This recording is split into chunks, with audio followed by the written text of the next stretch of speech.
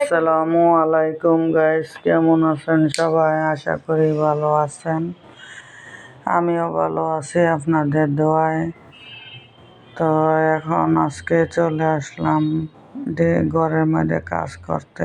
কি কাজ করি, লবণ আনছে, যে লবণ নাই, লবণ শেষ হয়ে গেছে, লবণ ভরে নেই। তো রান্না বান্না করবো, কি ভালো লাগছে না, কি রান্না বান্না করবো।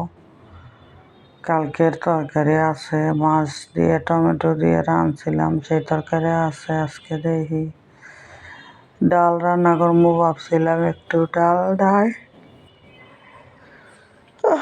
ডাল শেষ হয়ে গেছে। এখন চিন্তা করতেছি একটু আলু ভর্তা করে আর একটু করে কাসকি মাছের শুটকি আছে, ভাজি করব।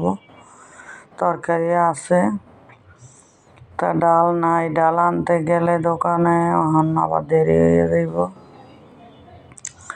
তাই আলু সিদ্ধ করব, আলু সিদ্ধ ভর্তা করবো, আর খাইব। আর আমি কাসকি মাছের শুটকি ভাজি করে দেখি যে খাইব, না খাইলে মাছের তরকারি আছে খাইব। তা এখন চলে যাব রান্নাঘরে গিয়ে আলু সিদ্ধ দিয়ে দিলাম। আলু বলকাইছে, আরেক চুলায় ভাত বসাই দিছি। আলু, ডিম, কাঁচামরিচ একসাথে সিদ্ধ দিয়ে দিছি, কারণ শুকনো মরিচ দিয়ে সেদিন ভর্তা বানাইছিলাম। খাইয়ে আমার পিঠে অনেক ব্যথা হয়েছে, প্রচুর গ্যাস ফর্ম করে। তো এখন আলু ডিম সিদ্ধ দিয়ে দিলাম। আর এই যে নিচে ভর্তা কাসকি মাছ ভাজি করার জন্য আয়োজন, পেঁয়াজ মরিচ কাটতেছি। এখন চুলায় দেখেন, এখন আবার গ্যাস কমে গেছে, এই যে অল্প গ্যাস আছে। তা আলুটা সিদ্ধ হয়ে গেছে। আলুর পানিটা নামাইয়া তারপরে দিয়ে করবো। আমার খালি বয়স দিতে যায় ঘুম আসতেছে, হাই উঠতেছে খালি, এজন্য বয়সটা এমন লাগতেছে। এটা বিকেলবেলা বয়স দিতেছি আমি। তাই আলু আমার সিদ্ধ হয়ে গেছে, তাই এখন গ্যাসও কম। এখন আমি শুটকিটা বসাই দিব। এই যে শুটকি ভাজা গরম পানি দিয়ে ভিজায় রাখছি। কাসকি মাছের শুটকি, যে কোনো শুটকি আপনারা ভাজা রান্না করবেন, তো দেখবেন একটু অন্যরকম লাগবো, ভালো ঘ্রাণ আসে। তো আমার ভাতও হয়ে গেছে। আগের ভাত ছিল, 1 পট চাল দিয়ে ভাত গরম করতেছি। তো এখন আমার আলু সিদ্ধ ভাত হয়ে গেছে। তখন শুটকিটা আমি বসাই দিয়ে পরে আলু ভর্তা করব। আজকে কাঁচামরিচ সিদ্ধ করছি, আর পেঁয়াজ একটু ভাজিয়ে নিয়ে পেঁয়াজটা তারপরে ভর্তা করব। আর কাঁচামরিচটা আগেই সিদ্ধ দিয়ে দিছি, তখন পেঁয়াজটা ভাজিয়ে নিতেছে। প্রতিদিনে কি হিসাব, সকাল হইলে রাত হইলে কি রান্না করবো না রান্না করবো, কি রান্না করা লাগবো, প্রতিদিন এক হিসাব রান্না বান্না কি করতে হবে, ভালো লাগে না। আর রান্না বান্নার ঝামেলা, প্রতিদিন কি রান্নবো না রান্নবো একটা টেনশনে থাকা লাগে। আর আমার ঘরের মধ্যে তো সবাই বাসা খানা খাইব, এটা খাইব না সেটা খাইব না। আমার ঘরে আরও আমার টেনশন বেশি রান্না বাড়া করার লাগে। এই ঝামেলা থেকে জানি কবে মুক্তি পাবো, আল্লাহ বা কে জানে কবে আল্লাহ পাক মুক্তি দিব।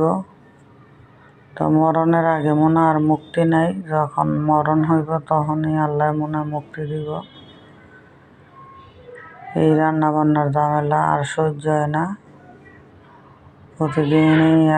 প্রতিদিনই ভালো মন্দ কি রান্ধা যায়। আর এরা বাচ্চা খাবার খাইব, শুটকি খাইব না, এটা খাইব না সেটা খাইব না, এই রান্নার ঝামেলা আমার আর ভালো লাগে না। এখন চিন্তা ভাবনা করতেছি যে ছেলেরে বিয়া দেবো, ছেলেও বিয়া করব না, ছেলেও সংসারের দায়িত্ব নেব না, ছেলেও দায়িত্ব নিতে চায় না সংসারের। বলছি যে বিয়ে শাদি করে সংসারের দায়িত্ব নেয়। আমার আর এখন আর এগুলা ভালো লাগে না, রান্না বান্না ঝামেলা।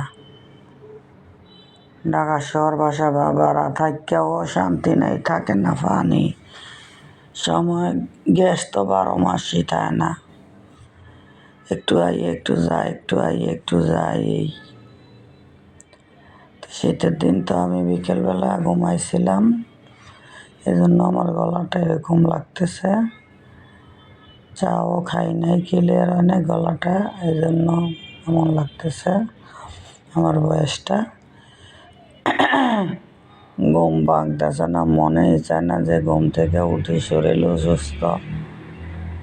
ডায়াবেটিস বাইরে রয়েছে, প্রেশার বাইরে রয়েছে, তারপরে সংসারের ঝামেলা, আর ভালো লাগে না। আল্লাহ কতক্ষণ উপরে নিয়ে যাইব, চির মুক্তি দিব আল্লাহ পাকি জানে। তো আর কি, যে কদিন আছি এই কদিন এভাবেই যাইতে হইব। এই যে বসাই দিছি আমার, কিন্তু গ্যাস নাই, তো এই জন্য অল্প একটু পানি দিয়ে বসাইতেছে। তো এরকমভাবে কেউ কে শুটকি ভাজি করে খান, কমেন্টে জানাইবেন। আমার তো ভালো লাগে, আমি তাই খাই। আমি যেভাবে খাই সেইভাবে আপনাদের কাছে শেয়ার করি। তো এটা রান্না বসাই দিয়ে যাই, আমি আলুটা আবার ভর্তা করব, আলু না হয় আবার শক্ত হয়ে যাব। তো এখানে এই যে চলে আসি আমি আলু ভর্তা করার জন্য, আলু সিদ্ধ করব, মরিচ আলু ছিলে নিছি। তো এখান দিয়ে ভর্তা করে নিতেছি আলুর ভর্তা শেষ হইলে শুটকিটাও এই ফাঁকে হয়ে যাব, ধনিয়া পাতা দিয়ে নামিয়ে নেব।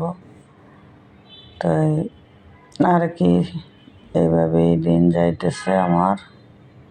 আল্লাহর উপর ভরসা, আল্লাহ কোন দিন উপরে ডাক দিব, এই আছি। আর সংসারে মনে না চাইলেও করতে হইব, খাওয়াইতে হইব, এই কাজ আমাদের, আর কি মহিলাদের আর কি কাজ। তো আমার এখন ভিডিওটি যদি ভালো লাগে সবাই আমার পাশে থাকবেন, আমার জন্য দোয়া করবেন। আল্লাহ যাতে সব কিছুর থেকে আল্লাহ পাক মুক্তি দেয়, সবাইকে হেফাজত রাখে। তো এই দোয়াই চাই আপনাদের কাছে, আর আপনাদের জন্য আমি দোয়া করি, সবাই আমার জন্য দোয়া করবেন। তো এখন আমার এই যে শুটকিটা হয়ে গেছে, ধনিয়া পাতা দিয়ে নামিয়ে নেব। তো সবাই ভালো থাকবেন, আমার পাশে থাকবেন। আল্লাহ হাফেজ।